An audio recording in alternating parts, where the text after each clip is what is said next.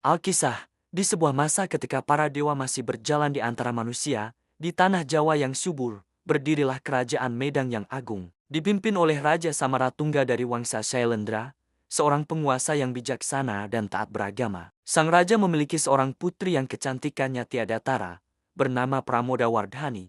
Kecantikannya terkenal hingga ke penjuru negeri, membuat banyak pangeran dari kerajaan tetangga ingin meminangnya. Namun, hati sang putri telah terpaut pada seorang pangeran dari kerajaan Sriwijaya yang bernama Balaputra Dewa. Cinta mereka tulus, namun terhalang oleh perbedaan keyakinan. Pramodawardhani adalah seorang penganut Buddha Mahayana yang taat, sementara Balaputra Dewa memegang teguh ajaran Buddha Hinayana. Raja Samaratungga, yang sangat menyayangi putrinya, merasa bimbang. Di satu sisi, ia ingin melihat putrinya bahagia. Di sisi lain, ia juga harus mempertimbangkan stabilitas politik dan keharmonisan kerajaannya. Perbedaan ini bukan sekadar urusan pribadi, melainkan juga menyangkut masa depan dua kerajaan besar.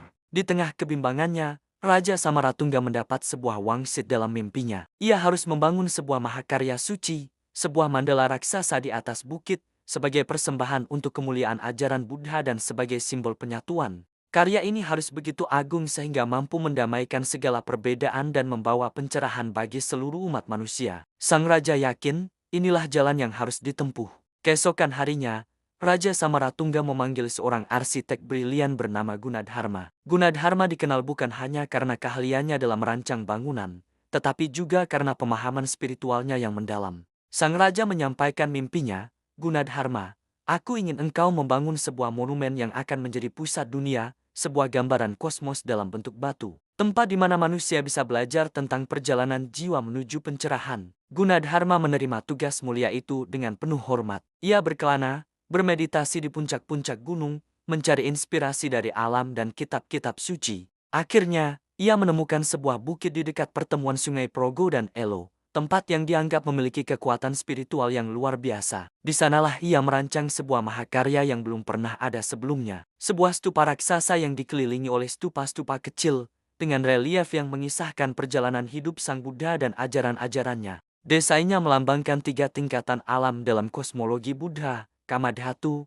dunia keinginan, Rupadhatu, dunia bentuk, dan Arupadhatu, dunia tanpa bentuk. Pembangunan pun dimulai. Ribuan pekerja, pengrajin, dan seniman dari seluruh penjuru kerajaan dikerahkan. Mereka bekerja siang dan malam, memahat lebih dari 2 juta balok batu andesit dengan ketelitian luar biasa. Setiap pahatan, setiap relief, dikerjakan dengan penuh pengabdian. Gunadharma sendiri mengawasi setiap detailnya, memastikan bahwa setiap batu diletakkan sesuai dengan visi spiritualnya. Konon, ia menggunakan ilmu arsitektur dan astronomi yang canggih, membuat bangunan itu presisi dan kokoh.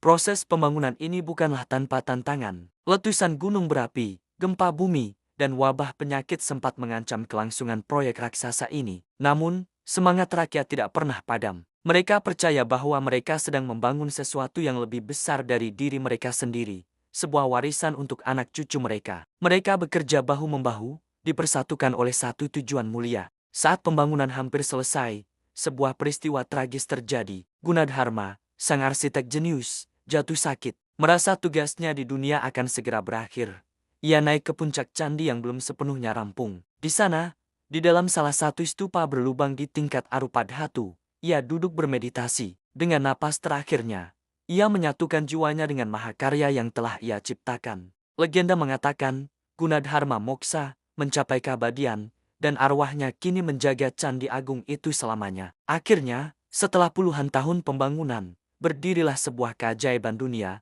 Candi Borobudur. Kemegahannya melampaui apa yang pernah dibayangkan. Raja Samaratungga kini sudah menua, menatap mahakarya itu dengan berlinang air mata haru. Misinya telah tuntas. Candi itu bukan lagi sekadar tumpukan batu, melainkan sebuah kitab suci raksasa yang terukir abadi. Melihat pengorbanan dan kagungan Borobudur, hati Balaputra Dewa pun luluh.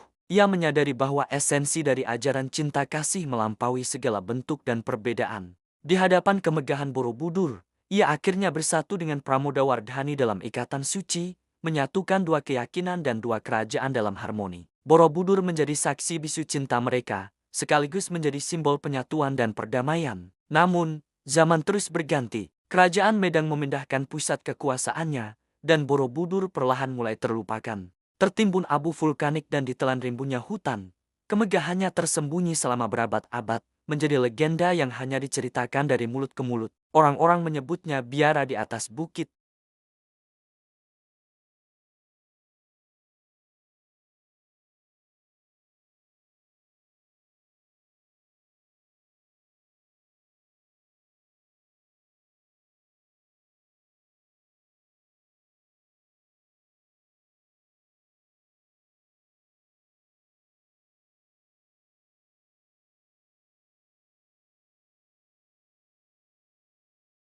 Inilah legenda Borobudur, sebuah cerita tentang cinta, pengorbanan, dan kebijaksanaan yang terukir abadi dalam batu.